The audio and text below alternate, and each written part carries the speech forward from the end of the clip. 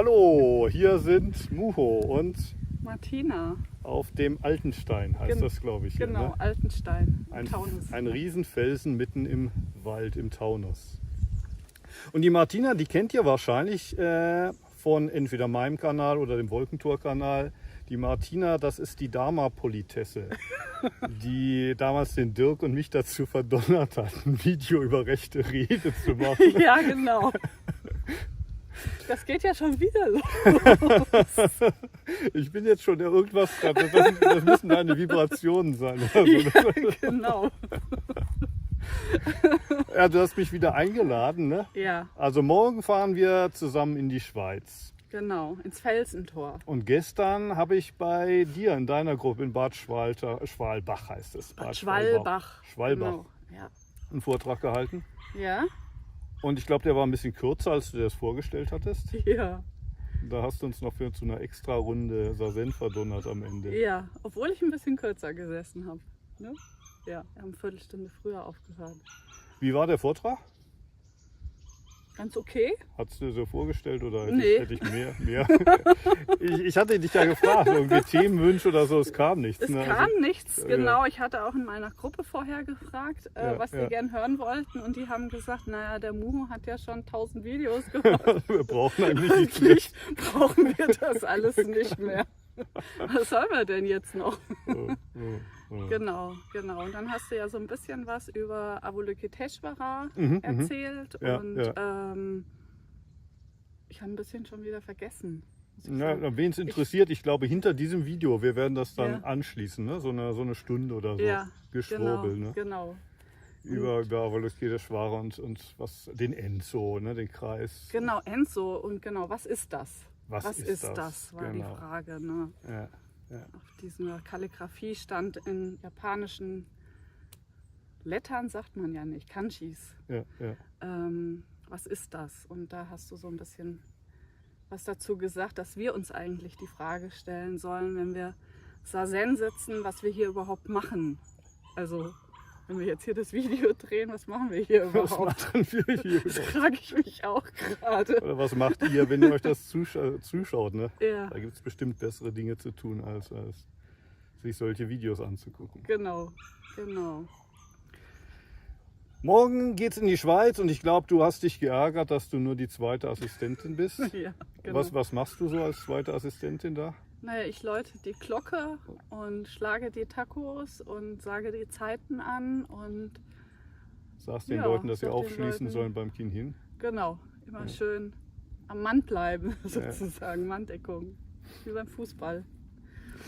Genau. Ja, also Felsentor, wenn wir das Video hochladen, hat wahrscheinlich das Session schon begonnen. Aber danach sind wir in Halle. Zweimal, ne? genau. Kloster-Session und Talk-Session, da sind noch Plätze frei. Also Ja, falls ihr uns hier nicht nur bei YouTube schwurbeln hören wollt, sondern die Martina, den Dirk oder mich live erleben wollt in Halle. Und danach in Heilbronn, da weiß ich nicht, ob es da noch freie Plätze gibt. Ne? Aber besonders das Talk-Session, da gibt es noch ein Dutzend oder so. glaub ich. nein, Nein. ich habe eben mal reingeguckt, es sind noch 5 oder 6 Plätze 5 oder frei. 6, also beeilt euch. Ne? Genau, und bei den 7-Tage-Session ist nur noch ein Platz frei. Ein Platz. Ja, dann Wenn ist ihr es voll. gutes Karma habt, ne? Ihr könnt noch einen freien Platz ergattern. Ja, genau. Das heißt ja immer, die Sessions wären so teuer. Kannst Echt? du da was zu sagen? Normale Preise, würdest du sagen? Ich würde schon, also Hm. wenn man irgendwo anders ein Seminar bucht, Ja, also es glaube ich, ist ist es alles teurer als im Wolkentor. nicht so, dass sich Ja. der Dirk dann eine goldene Nase verdient. Ne? Mhm. Ja, und man bekommt ja wirklich Ja, 10 Stunden Begleitung. So, ja. ja. Ja, der Dirk sagte mir das auch irgendwie nach Doxan. Im Doxan-Raum ein Psychotherapeut, der verdient 130 Euro pro Stunde. Und Ja. Ja. ich kann mir kaum hier den Cappuccino leisten. Genau. Genau. Ja. Ja. Wir machen uns heute noch einen schönen Tag hier. Ne? Genau. Wir machen heute ein bisschen Ausspannen. auschillen und sind deshalb heute mal hier in den Wald gewandert, auf den Altenstein. Ja. Und gestern Abend haben wir noch schön gefeiert. Ja. Es war wirklich eine ganz nette Runde. Es war ja nur so ein Mini-Session und wir haben zwar gesessen und haben deinen Vortrag gehört und es wurden auch ganz schöne Fragen gestellt und danach stand halt so im Vordergrund so Zusammensein, das gehört ja auch dazu. Ne? Miteinander reden und Sangha. So, und du hast ja gesagt, alles ist Sangha, außer der Günther. Außer Günther waren viele Günthers jetzt.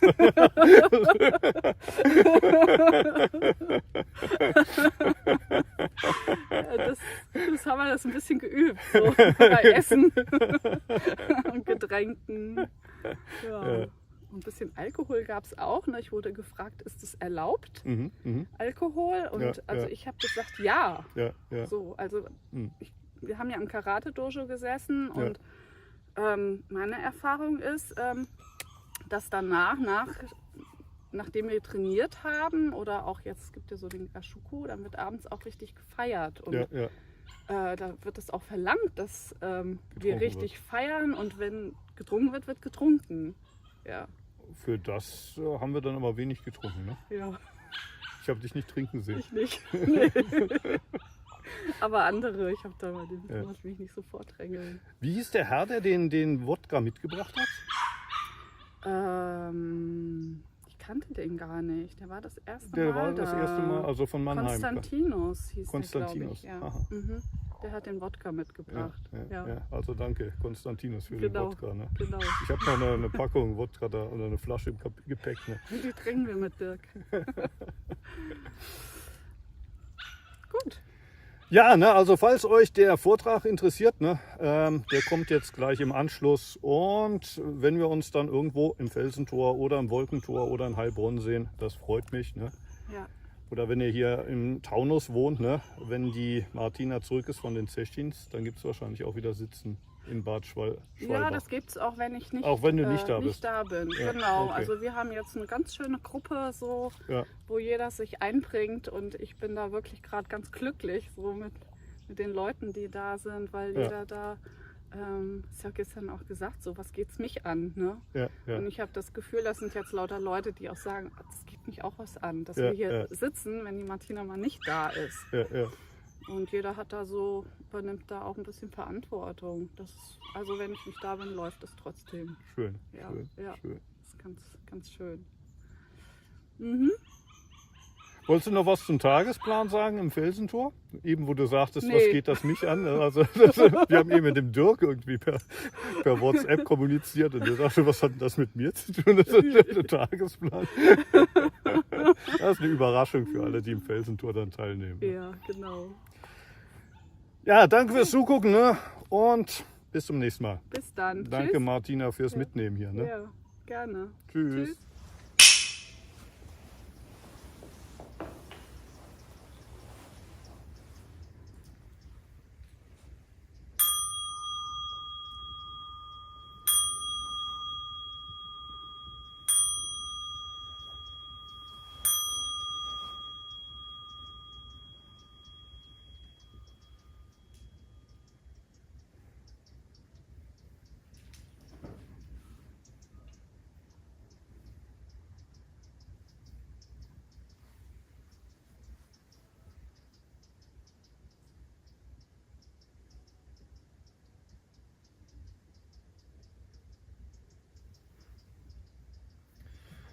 Ja, hallo, ich bin Muho und ich freue mich, heute hier mit euch in Bad Schwalbach sitzen zu können.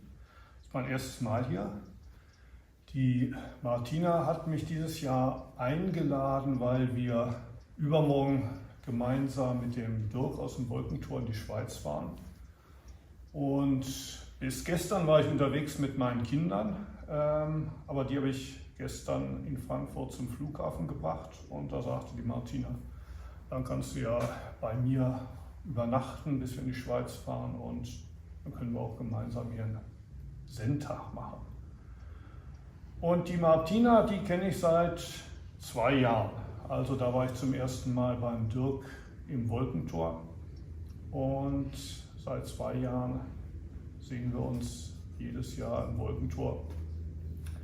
Und dieses Jahr fahren wir auch gemeinsam in die Schweiz. Die Martina ist ein bisschen ärgerlich, dass sie nur die zweite Assistentin ist, offiziell.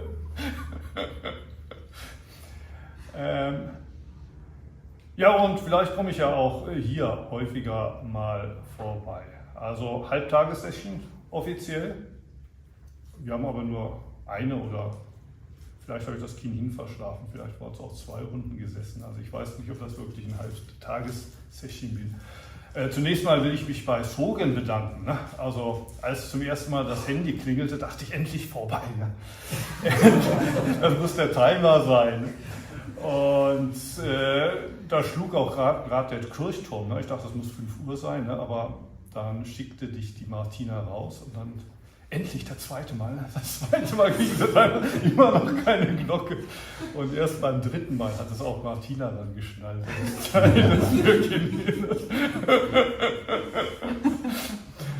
Also danke dafür. Es war kein Anruf, es war eine Erinnerung zur Medikamenteneinnahme. Da ich auf Dinge schon was der Teufel war, die nicht ausgeschaltet werden. Ja, und Kinin ist ja auch mal wichtig. Ne? Vielen Entschuldigung. Nein, herzlichen Dank. Sonst säßen wir wahrscheinlich immer noch hier. So wie Nachtsitzen, sitzt in die Nacht hinein, sitzt in den heißen Nachmittag hinein. Überlasst euch der schwülen Hitze. Ne? Ja, und Martina und ich, wir hatten schon darüber gesprochen, worüber könnte ich einen Vortrag halten. Aber wie sie gesagt hat, wir sind eigentlich zu keinem Schluss gekommen. Da waren viele gute Ideen, aber es gibt ja schon seit alters her im Zen dieses Problem, dass eigentlich ja nichts gesagt werden muss, ne? Oder alles, was man sagt, an der Sache vorbeigeht. Es gab auch immer wieder erleuchtete Meister, die sich hingesetzt haben zum Vortrag und eine Minute später sind sie hinabgestiegen und gesagt haben, das war der Dharma-Vortrag. Der Dirk im Wolkentor, der macht es manchmal so ähnlich. Ne? 5 Minuten, 10 Minuten und der Vortrag ist zu Ende. Und ich bin eigentlich einer, der gerne mal redet, ne? 1 Stunde oder 2 schaffe ich auch, wenn ich es drauf ankommen lasse. Allerdings, und das haben glaube ich auch einige von euch in der Gruppe hier in Bad Schwalbach gesagt, der Muro, der hat ja schon 1000 Zen-Häppchen da auf YouTube hochgeladen. Eigentlich ist doch alles schon abgegrast sozusagen. Ne? Und als ich letztes Jahr hier in Deutschland war, da waren so ungefähr 800 Videos, die ich hochgeladen hatte. Und zu dem Zeitpunkt war immer noch viel. Ne? Da waren noch viele Fragen, auf die ich eingehen wollte. Da war noch eine Menge, wo ich das Gefühl habe, dazu kann ich was sagen. Aber dieses Jahr ist tatsächlich so, dass auch bei YouTube ich mich manchmal frage, ja, gibt es überhaupt noch was zu machen? Ne? Mir fällt nichts mehr ein. Und es kommen zwar immer noch Fragen, aber meistens sage ich da, das habe ich doch schon mal gesagt. Such doch bitte mal in der Suchfunktion danach. Das Video habe ich schon gemacht.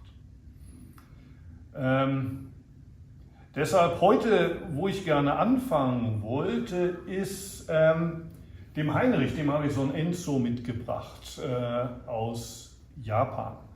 Also in Japan, ich kaufe die immer auf Yahoo Auction.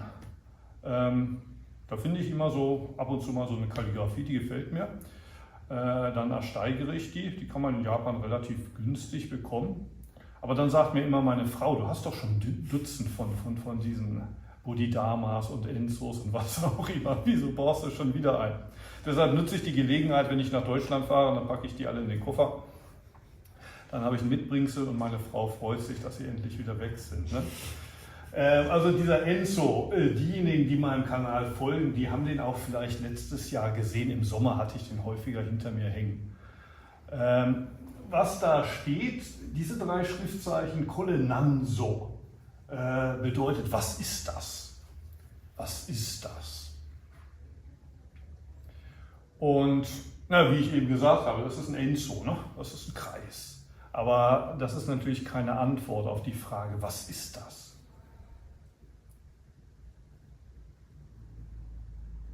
Was ist dieser Kreis oder was bedeutet der Kreis? Das ist ein typisches Koan.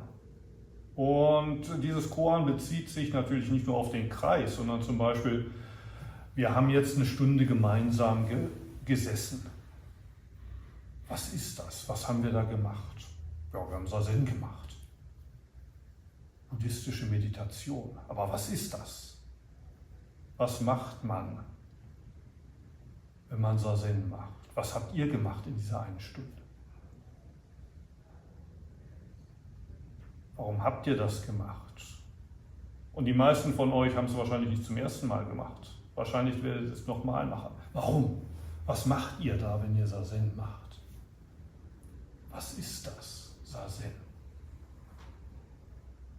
Oder man kann es auch auf sich selbst beziehen. Ich bin der Muho aus Osaka, ich bin 56, aber wer bin ich wirklich?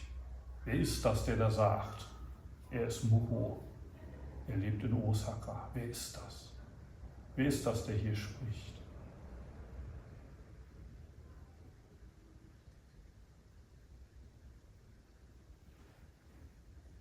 Der Name Muho reicht nicht, um es zu beschreiben.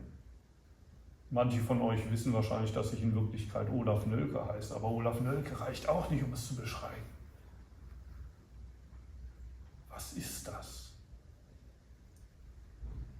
Was ist das, was morgens in den Spiegel blickt und erkennt sich im Spiegelblick und hat trotzdem das Gefühl, aber das bin ich eigentlich nicht?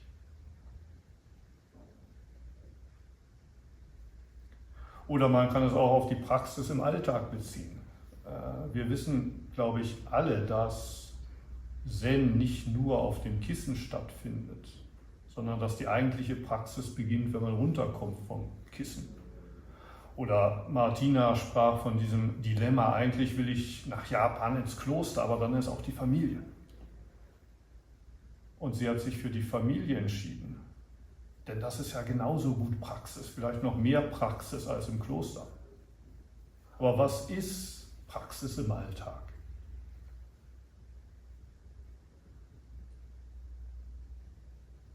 Wie genau sieht Praxis im Alltag aus?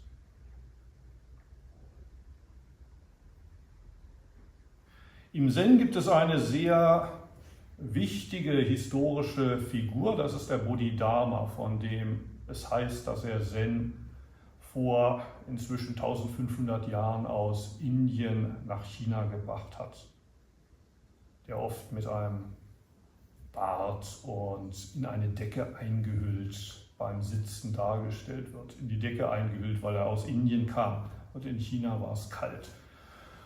Und er soll zunächst mal dem chinesischen Kaiser begegnet sein. Das ist vermutlich eine Legende, aber auch diese Legenden sind wichtig. Und der chinesische Kaiser hatte sich sehr für die Verbreitung des Buddhismus in China eingesetzt und viele Tempel gebaut und viele Sutren aus dem Sanskrit ins Chinesische übersetzen lassen. Und viele Nonnen und Mönche ordinieren lassen und die in ihrer Praxis unterstützt. Und als erstes fragt er den Bodhidharma, was für Verdienste habe ich erworben durch meine Praxis, dadurch, dass ich den Buddhismus auf diese Weise unterstützt habe. Und Bodhidharma sagte, keine Verdienste, 0 Verdienste. Und daraufhin fragte der Kaiser Bodhidharma, was ist die eine Sache, die eine heilige Wahrheit des Buddhismus, um die es geht?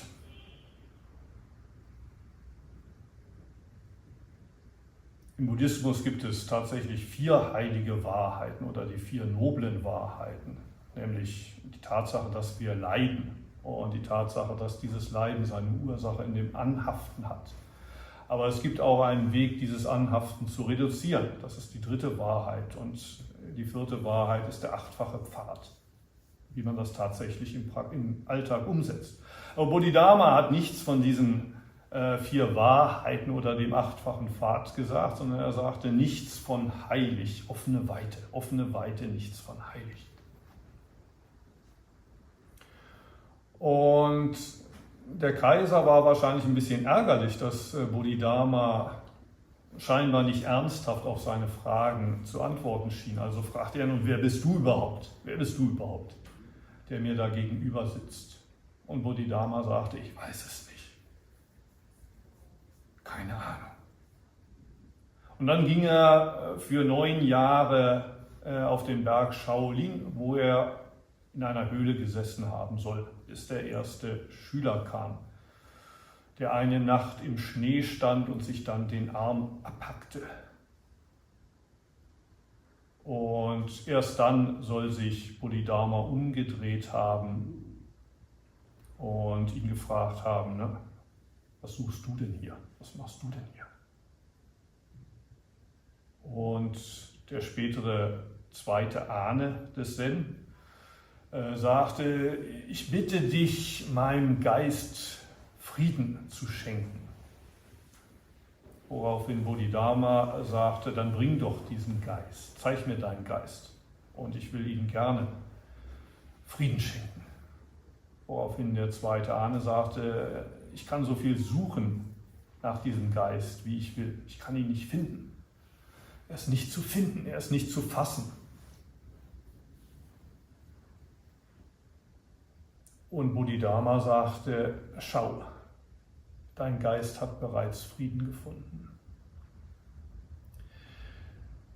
Bodhidharma steht im Zen zum einen für das Sitzen, das totale Sitzen, das Aufgehen im Sitzen, aber auch für das Loslassen von allem.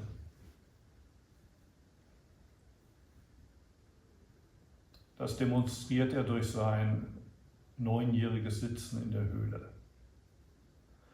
Eine andere Figur, das ist keine historische Figur, sondern eine Figur, die im Mahayana-Buddhismus sozusagen dazu gedichtet wurde. Das ist Avalokiteshvara, der Bodhisattva, der im japanischen Kannon-san oder Kanji-sai Bosatsu oder auch Kanzeon Bosatsu genannt wird. Also es gibt verschiedene japanische Namen, alles Übersetzung von Avalokiteshvara. Eine Bedeutung von Kanzeon, das ist der die Klänge der Welt sieht. Und mit den Klängen der Welt ist die Schreie nach Hilfe gemeint. Also Avalokiteshvara ist der Bodhisattva des Mitgefühls. Der das Leiden aller Wesen zu seinem eigenen Leiden macht. Und ich sage jetzt der, aber in China und Japan wird es oft fast wie die Mutter Maria, oft mit weiblichen Zügen und mit einem Baby im Arm, wird dieser Avalokiteshvara dargestellt. Also es kann ein Mann sein, es kann eine Frau sein. Und im Zen, interessanterweise, obwohl Bodhidharma gesagt hat, wir stützen uns nicht auf Worte, werden nicht nur solche Vorträge, wie ich jetzt einen halte, gerne gehalten, sondern wir rezitieren auch die Sutren, wie am Anfang. Und in beiden Sutren, die wir rezitiert haben, kommt Avalokiteshvara als die Hauptperson vor. Das Herzsutra beginnt mit den Worten Kanji Sai Bosatsu, also das ist Avalokiteshvara. Emme Jikku ist eine Zufluchtnahme zu diesem Bodhisattva. Kanzeon, so beginnt es. Und das ist, wie gesagt, dasselbe wie Kanji Sai, Kanzeon, Namu Butsu. Ich nehme Zuflucht zum Buddha. Und ich glaube, der Buddha ist in diesem Fall eins mit Avalokiteshvara. Und es gibt noch verschiedene andere Sutren, die ebenfalls im Zen rezitiert werden und in denen Avalokiteshvara die Hauptfigur ist. Das Kannongyo aus dem Lotus Sutra oder das Daihi Shindarani oder manchmal wird es Daihi Shu genannt. Weil es ein Dharani ist, ist es schwer zu verstehen, aber da kommt die Zeile vor, Oliya Bolyokichi Shifulaya Fujisato. Und das ist der Versuch der Chinesen, Avalokiteshvara Bodhisattva auf Chinesisch wiederzugeben. Daraus wurde Oliya Bolyokichi Shifulaya Fujisato. Auch in diesem Dharani geht es um Avalokiteshvara. Und ja, ich glaube, es ist kein Zufall, dass wir diese zwei Figuren haben.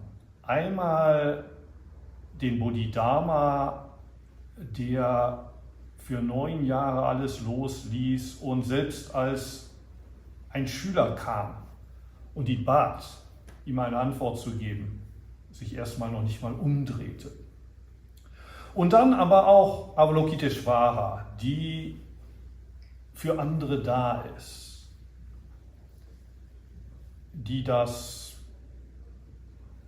Geschenk, das man auf dem Kissen erhält, mit anderen teilen möchte.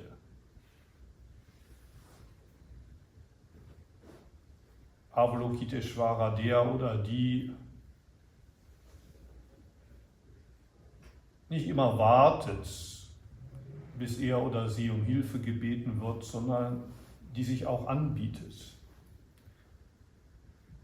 Die oder der seine Zeit teilt, seine Energie teilt, seine Kraft teilt mit anderen.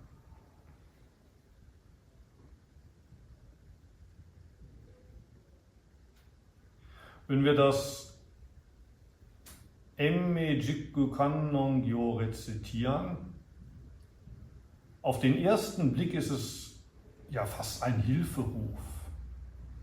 Morgens und abends bittet man Avalokiteshvara um Hilfe. Man nimmt Zuflucht zu diesem Bodhisattva. Aber im Zen wissen wir natürlich, dass das kein Hilferuf nach außen ist, sondern dass Avalokiteshvara, mit dem wir in Verbindung treten möchten, er ist nicht irgendwo da draußen. Sie ist nicht irgendwo da draußen. Es geht um diese Person, um meine Person. Es geht um dich. Genauso beim Herzsutra, wenn es am Anfang heißt, als Kanji Sai Bosatsu tiefes Prajnaparamita praktizierte, erkannte er oder erkannte sie, dass die 5 Skandhas, das heißt alles, was wir sehen und hören und all die Begriffe, die wir daraus formen, all das ist leer. Es geht um dich. Wenn du sitzt, das ist deine Realität. Wenn jeder Einzelne von uns sitzt, macht er diese Erfahrung der Leerheit. Das heißt, wenn von Kanji Sai oder Kanseon, Avalokiteshvara die Rede ist, dann ist von dir die Rede und nur von dir.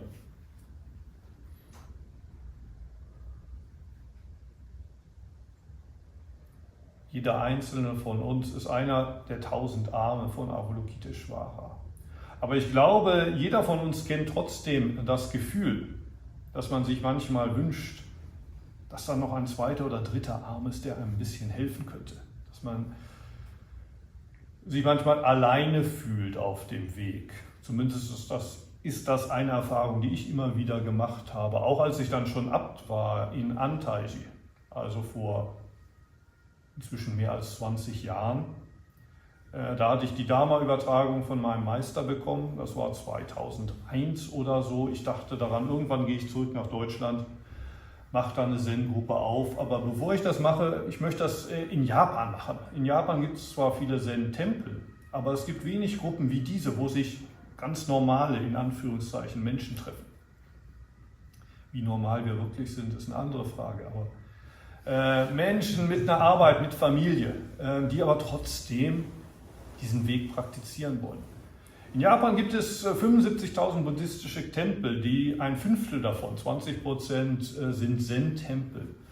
Und in jedem wohnt in der Regel ein Priester mit einer Familie, aber der praktiziert nicht unbedingt Zen, sondern er kümmert sich um die Gemeinde, das heißt, er macht Beerdigungszeremonien. Und die Gemeinde erwartet auch in der Regel wenig mehr als das.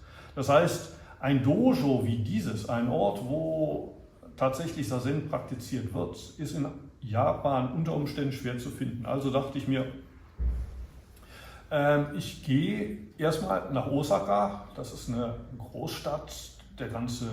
Das Ballungszentrum hat ungefähr 8 Millionen Einwohner. Und da wird es bestimmt Menschen geben, die so eine Gelegenheit suchen. Studenten oder Leute mit Arbeit, mit einem Job, die vor der Uni Zazen machen wollen. Ich musste dann allerdings feststellen, das Leben in der Stadt ist nicht so billig. Ich hatte kein Geld, um die Miete zu bezahlen, also schlug ich ein Zelt im Park auf. Damals lebten viele Obdachlose im Park und ich gesellte mich einfach dazu. Und morgens um 6 setzte ich mich draußen auf eine Reismatte, hatte mein eigenes Safu und dann noch 3, 4, 5 daneben gelegt, damit jeder, der Lust hat, sich zu mir setzen konnte. Und am Anfang saß ich oft alleine, aber dann ging ich in ein Internetcafé und machte das auch im Internet publik. Und dann irgendwann saß ich mit einer anderen Person zu 2, zu 3, manchmal waren es sogar 4 oder 5. Wenn 4 oder 5 da waren, dann hatte ich das Gefühl, wow, ist ja voll heute. Ist ja voll heute, viele Leute da. Aber dann ein halbes Jahr später starb mein Meister und es hieß am Anfang, kannst du nicht, das war im Winter beim Schneeräumen, da ist er mit dem Bulldozer ins Tal gestürzt. Am Anfang hieß es, kannst du nicht bis zum Frühjahr auf den Tempel aufpassen. Ich hatte 4 ältere japanische Dharma-Brüder und es sah so aus, als ob einer von denen wahrscheinlich den Job übernehmen würde. Aber der älteste von denen, der hatte schon Probleme mit den Hüften und in Anteiche, da wird viel Samu gemacht. Also Samu bedeutet in Anteiche nicht nur sauber machen, sondern arbeiten in den Feldern, im Wald, Bäume fällen, Holz hacken. Das Kloster ist selbstversorgend. Wenn man ein gewisses Alter erreicht hat, ist es schwierig. Der zweite in der Reihenfolge sagte, ich würde es schon machen, aber ich bin verheiratet und meine Frau ist dagegen. Solange ich mich nicht scheiden lasse, ich kann nicht zum Abt werden. Der dritte war gerade frisch in einem Tempel zum Priester ernannt worden und die Gemeinde hatte eine große Zeremonie für ihn veranstaltet. Das hatte viel Geld gekostet. Der sagte, ich kann doch jetzt die Gemeinde nicht wieder im Stich lassen. Ich kann es auch nicht. Und der vierte hatte sich irgendwie aus dem Staub gemacht. Und da hieß es irgendwann im Frühjahr, ja, vielleicht kann es ja auch der Mucho. Und auf die Weise bin ich mit nur 33 Jahren plötzlich der Abt in einem großen Kloster. Also das Kloster selber ist nicht so groß, aber es hat 50 Hektar Land und dadurch, dass früher Leute wie der Kodo Sawaki oder Kosho Uchiyama Äbte waren, ist es auch sowohl in Japan als auch international recht bekannt. Ne? Und plötzlich lastet das auf den Schultern eines 33-Jährigen. Und ich hatte damals das Gefühl, ja, wenn ich diesen Job nicht mache, ne, wird es keiner machen. Ich muss den Job machen. Es fühlte sich zwar wie eine schwere Last an, aber auch eine Fügung. Ne? Vielleicht ist das ja mein Weg oder das ist mein Weg. Ne? Das muss mein Weg sein. Andererseits dieser Hilferuf, wie ich eben gesagt habe, ne, der im Emme Juku Kannong Yo ausgedrückt ist. Ne? Ja, ich weiß, nur ich kann es tun, aber ich brauche Hilfe.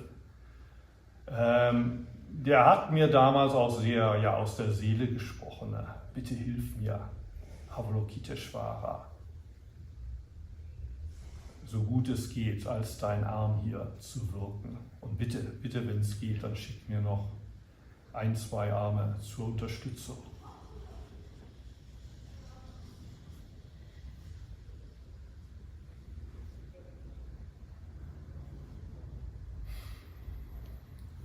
Und ja, zum Wirken von Avalokiteshvara, es ist der Bodhisattva des Mitgefühls, der oft so dargestellt wird wie Mutter Maria, aber das bedeutet nicht, dass man seine Empathie und sein Mitgefühl immer so triefen lässt. Avalokiteshvara sagt auch mal strenge Worte, so wie Martina zum Beispiel. Ne? Mach endlich dein Smartphone aus, bring's in den Keller. Auch das sind Worte von Avalokiteshvara.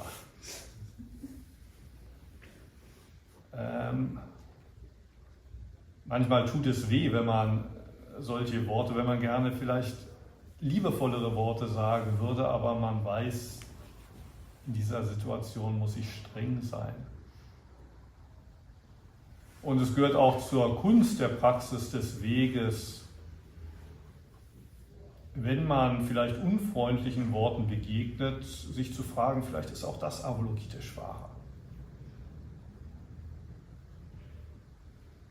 Beim Ehestreit, ne? Ich bin ein erleuchteter Zen-Meister, warum hörst du nicht auf mich? Vielleicht spreche ich mit Avalokiteshvara, wenn ich mit meiner Frau spreche.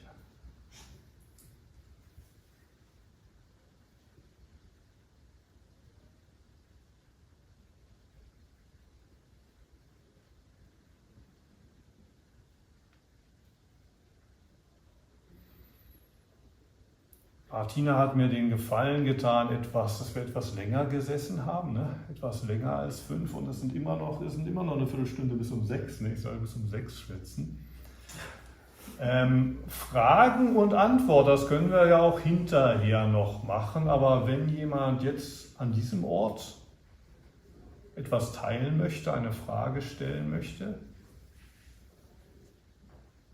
oder ein ganz neues Thema vielleicht noch hat, über das ich sprechen könnte. Also ich bin immer noch offen, ich bin immer noch ein bisschen auf der Suche über das, was ich sprechen könnte. Also das Thema ist ja schon angesprochen worden, ja.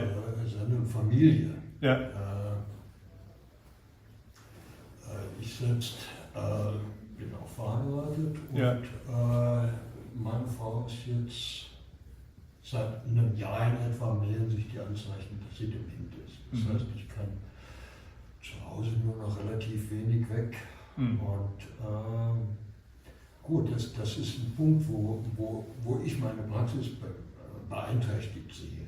Ja. Weil ich nicht mehr einfach wegfahren kann, ja. für 4 Tage oder 5 Tage. Ich denke, das ist vielleicht ein spannendes Thema, weil du bist ja auch verheiratet und hast auch noch für Kinder zu sorgen. Wie kriegt man das geregelt? Wie kriegt man das gewuppt? Die kurze Antwort ist vermutlich, du kriegst es nicht geregelt. Du kriegst es nicht geregelt. Also ich habe geheiratet, als ich zum Abt berufen wurde. Ne? Also ich hatte in Osaka eine junge Japanerin kennengelernt, mit der ich mich gut verstand. Und als ich dann zum Abt berufen wurde, fragte ich sie, würdest du nicht mitkommen in die Berge? Ne? Sie war sich nicht sicher, sie war in der Großstadt aufgewachsen. Weder Zen interessierte sie so sehr als das selbstversorgende Leben, aber dann kam sie doch mit, relativ schnell hatten wir dann 2 Kinder, später kam noch das 3. dazu. Und wenn ich als Abt gefragt wurde, mein Meister ist ja früh gestorben, ne? Wer ist jetzt dein Meister? Ne? Du bist noch Mitte 30. Wer ist dein Meister? Meine Antwort war immer, ja, die Leute, die hier nach Antalya kommen, sind meine Meister, aber auch meine Frau und meine Kinder sind Meister für mich. Und ich glaube, in der Theorie, das klingt ganz schön so, ne? Die Familie ist auch eine Sangha. Wie Martina gesagt hat, man muss nicht nach Japan gehen, man muss nicht ins Kloster gehen. Du kannst auch zu Hause praktizieren, mit dem Ehepartner, mit den Kindern. Du kannst auch Tenso bei dir zu Hause in der Küche sein. Du musst dazu nicht ins Kloster gehen. Aber in der Realität, zum einen hast du das Bedürfnis, ich will aber auch ab und zu mal auf den Sesshin fahren. Das kannst du nicht, wenn dein Partner dement ist. Oder in meinem Fall, die Leute kommen nach Antalya, zum Teil, weil sie von mir gehört haben. Ne? Sie brauchen Hilfe. Sie wollen ins Kloster, um da so viel wie es geht zu meditieren und Buddhismus zu studieren, und sie wollen die spirituelle Führung des Abtes. Und haben natürlich alle möglichen Fragen, alle möglichen Geschichten, die sie dir erzählen wollen. Sie möchten die Aufmerksamkeit des Abtes. Man ist auch in gewisser Weise eine Vaterfigur. Und im Grunde 24 Stunden wären nicht genug, um diese Rolle wirklich auszufüllen. Bei der Familie ist es aber genauso. Also wenn man sich wirklich um die Familie kümmern will, da sein will, das kann man auch 24 Stunden am Tag. Das heißt, in meinem Fall, und das ist wahrscheinlich nicht nur mein Fall, ne, viele kennen diese Situation, wenn ich versuche, alles von mir an meine Rolle als Abt oder an meinen Job, was auch immer, zu geben, fühlt sich die Familie vernachlässigt. Aber je mehr ich für die Familie tue, ne? Also ich sage, heute Abend zum Beispiel Abendsitzen, kann ich nicht teilnehmen, mein Kind hat Geburtstag. Und dann denkt sich die Sangha, aber wir sind nach Japan gekommen, ne? Um Sazen zu machen. Und das heißt, ja, die eine große Sache von Leben und Tod, und der Abt feiert die Kindergeburtstag. Ne? Und dann hört man da Happy Birthday von hinten, ne? Während des Nachtsitzens. Was ist das denn? Ne? Meinst du wirklich ernst? Das heißt, zumindest ich hatte das Gefühl, man kriegt es nie richtig zusammen. Ne? Du machst es nie richtig. Wenn du es versuchst, richtig zu machen als Abt, machst du es falsch als Familienvater, versuchst es richtig zu machen als Ehemann oder als Familienvater, hast du das Gefühl, jetzt fehlt aber doch was von der Praxis. Und es ist ein bisschen so wie auch bei den Koans. Es gibt keine richtige Antwort, es gibt eigentlich nur falsche Antworten, aber es geht darum, das hat ja auch Martina gesagt, es mit vollem Herzen, mit Hingabe falsch zu machen, ne? Mit Hingabe zu scheitern.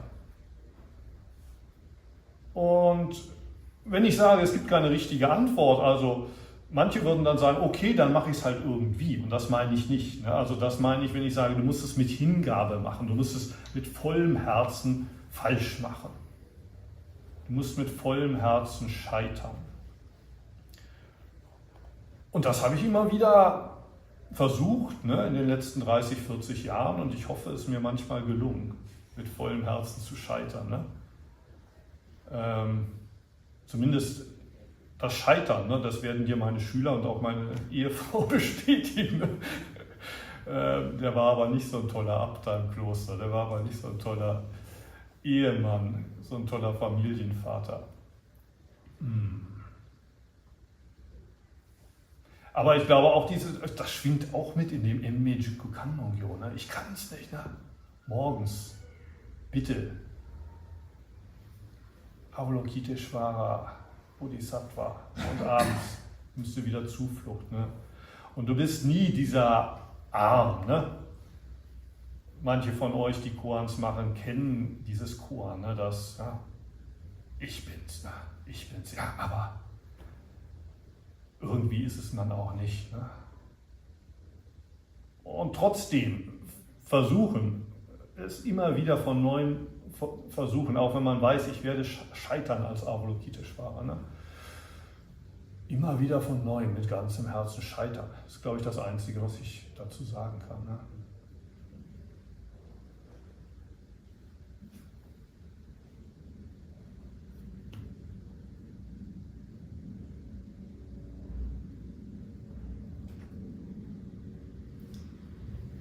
Nicht vergessen, die Medizin zu nehmen.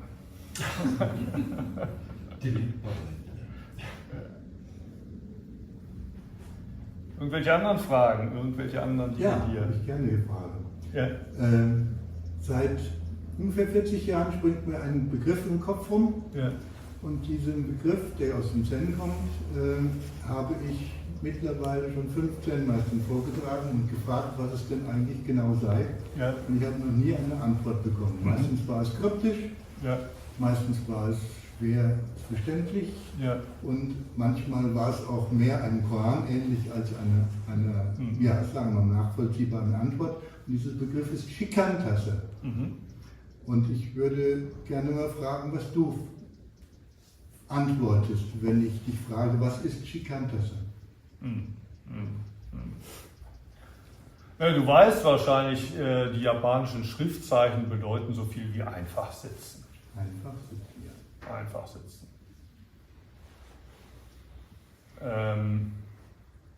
Manchmal werde ich gefragt, ne, ist Zazen eine Form von Meditation? Und man könnte sagen, es ist eine Form von Meditation. Man könnte aber auch sagen, es ist keine Meditation, es unterscheidet sich.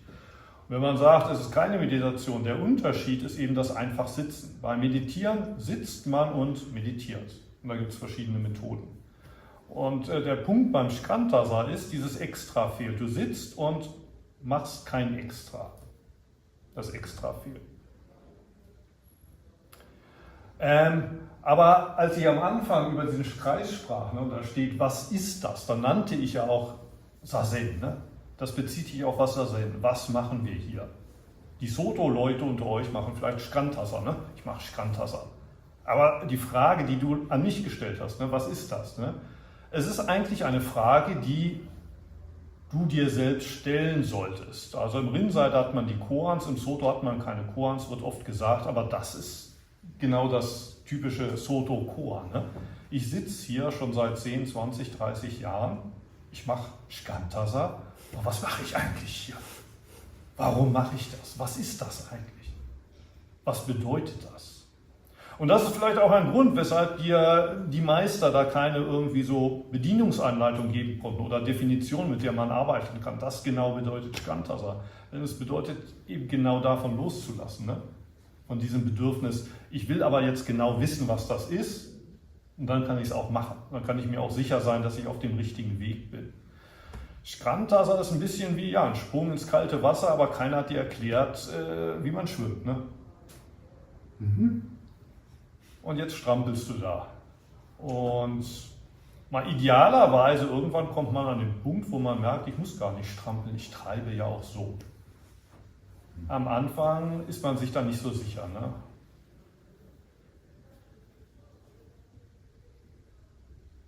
Einfach sitzen. Ne? Ich verwende oft die Metapher zur Weide werden. Also diejenigen von euch, die die Metapher noch nicht kennen, also man setzt sich hin, versucht so zu chillen, mehr oder weniger, also Gedanken loslassen, friedlichen Geist. Ne? Aber die Erfahrung, die wir alle machen, ist plötzlich eine die Schafe auf der Weide, also die Gedanken, Gefühle, was auch immer, mehr als sonst. Im normalen Alltag hat man auch Probleme da oben, aber beim Sitzen plötzlich ist die Hölle los oder Chaos. Und das meine ich mit Schafe auf der Weide. Die Schafe geben keine Ruhe. Was macht man? Man glaubt, den Schäfer spielen zu müssen. Ich kümmere mich jetzt um die Schafe. Ich muss dafür sorgen, dass die still sind. Und man sieht, da sind auch ein paar schwarze Schafe, die muss ich trennen von den weißen. Also baut man seine Zäunchen, versucht die Schafe da einzusperren oder man versucht sie zurückzubringen in den Stall, damit sie keinen Lärm machen. Und das klappt nicht in der Regel. Ich glaube, die Erfahrung haben wir alle gemacht. Ne? Je mehr man sagt, ich will nicht denken, ich will nicht denken, ich will nicht denken, und desto mehr denkt man. Und auch dieser Gedanke, ich will nicht denken, ist ja schon ein Gedanke. Oder manchmal klappt es für 15 Minuten, da scheint es still zu sein, aber dann, vielleicht ist da ja doch irgendwo ein Gedanke.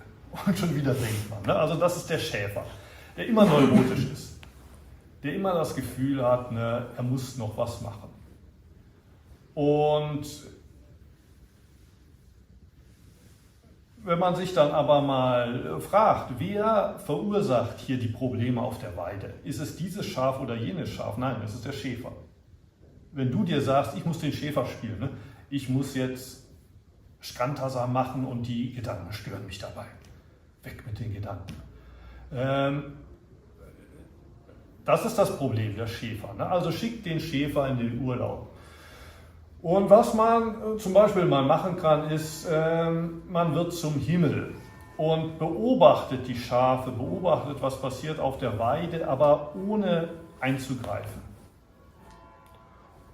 Und plötzlich stört das vielleicht gar nicht mehr, ne? Die Autos, die vor dem Fenster vorbeifahren, der Nachbar, der sich bewegt oder schnarcht, ne? Oder auch die Gedanken in einem selber. Da passiert zwar noch was, ne, aber du bist nicht der Denker sozusagen. Ne? Da denken sich Gedanken. Da denken sich Gedanken, aber deshalb muss ich mich nicht schlecht fühlen. Und ich muss auch nicht versuchen, die Gedanken anzuhalten. Ich überlasse die Gedanken den Gedanken. Du wirst zum Himmel. Und dann der letzte Schritt ist zur Weide werden. Der Unterschied zwischen Himmel sein und zur Weide werden ist, du kommst zurück hier in den Körper, da ist keine Distanz. Also wenn du der Himmel bist, dann sagst du dir, das bin ja gar nicht ich. Die Schmerzen, das sind ja gar nicht meine Schmerzen. Die Gedanken sind ja gar nicht meine Gedanken. Und beim zur Weide werden, du wirst zum Schmerz. Du erlaubst diesen Gefühlen, die da hochkommen, auf dir rumzutrampeln. Du erlaubst den Schafen von dir zu fressen und am Ende des Tages noch einen großen Haufen auf dir zu machen. Das meine ich mit dem zur Weide werden. Auch diese Distanz des Beobachters aufgeben und einfach hier eins zu sein mit dem Sazen, mit dem Schmerz, mit der Langeweile, mit diesem Ratlosigkeit. Ne? Was mache ich hier überhaupt? Ne? Was ist dieses Shikantaza, das ich hier seit 10, 20, 30 Jahren mache? Eins werden mit der Ratlosigkeit. Ne? Ich weiß es nicht. Ich weiß es nicht. Aber trotzdem, du machst es mit ganzem Herzen. Das ist zumindest für mich Shikantaza. Ne? Mehr weiß ich nicht. Mehr weiß ich selber nicht. Auf jeden Fall eine interessante Erklärung. Vielen Dank. Ich werde darüber nachdenken. Danke für die Frage. Denn noch andere Fragen? Ja, bitte. Ja, vielleicht noch kurz, weil es ganz gut passt, vom Sitzen in den Alltag übertragen. Ja. Kann man ja auch sagen, es gibt nichts zu erreichen. Wenn man einfach nur sitzt. Genau. Sinn bringt nichts. Ja. Und das frustriert mich manchmal, weil ich würde ja gerne. Genau. Wenn es nicht so wäre, dann müsstest du ja kein Sazen machen. Genau. Du willst was und so kommst du zum Sazen und bist enttäuscht und das ist ja das Schöne. Diese Enttäuschung. Darum geht es auch. Ne? Enttäuschung nicht etwas Positives, die Täuschung geht doch weg. Genau. Ja. Wobei das dann natürlich nicht so, wie sagt man, schön ist, wie es klingt. Ne? Du bist enttäuscht, oh, endlich ist die Enttäuschung weg. Ne? Enttäuschung ist ja fast dasselbe wie Erleuchtung, oder? Es ist Erleuchtung, ne? Die Enttäuschung. Aber im konkreten Praxisalltag willst du eben doch nicht enttäuscht sein. Ne? Du bist enttäuscht, irgendwie hast du verstanden, es ist wichtig, enttäuscht zu sein. Das ist eine wichtige Erfahrung. Du bekommst nicht das, was du willst. Aber da ist doch dieser Teil von dir, der doch das haben will, was er will. Ne?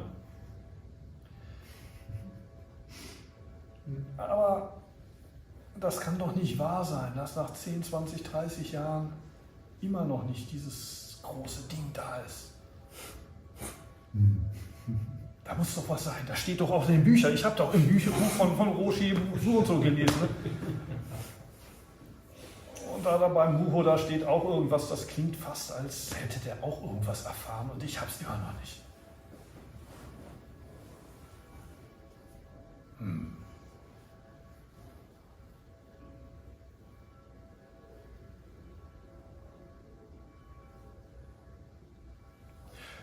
Also in meiner Tradition, der Kodo Sawaki ist ein wichtiger Name. Ne? Und der sagt immer wieder, Sazen ist unzufriedenstellend. Ne? Es ist unzufriedenstellend. Und das ist auch meine Erfahrung. Ne? Es ist unzufriedenstellend.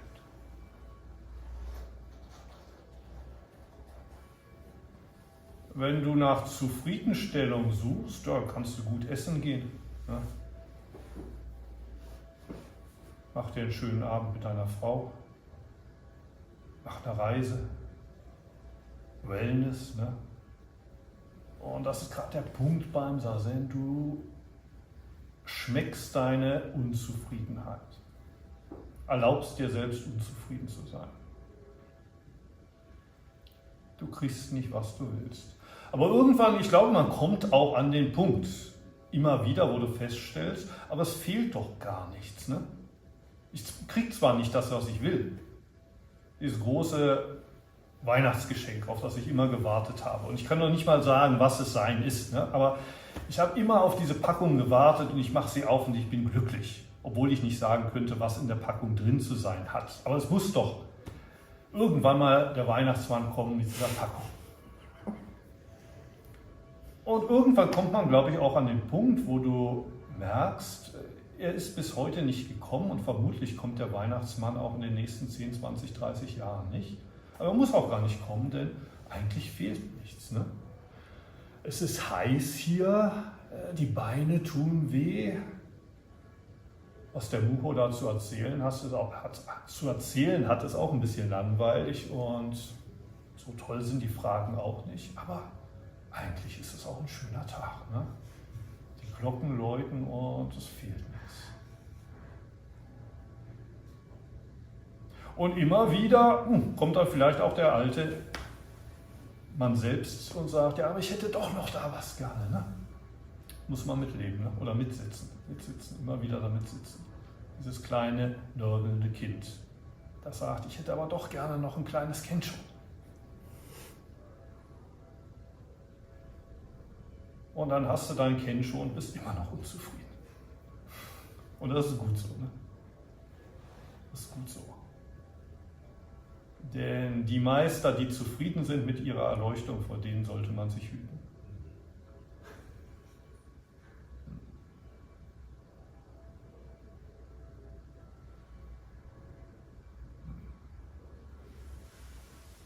Also es ist wichtig, auf der Suche zu bleiben. Ne?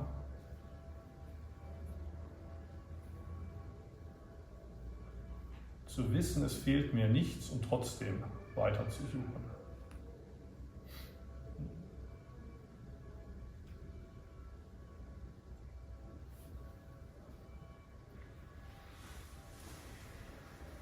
Habt ihr noch eine Frage?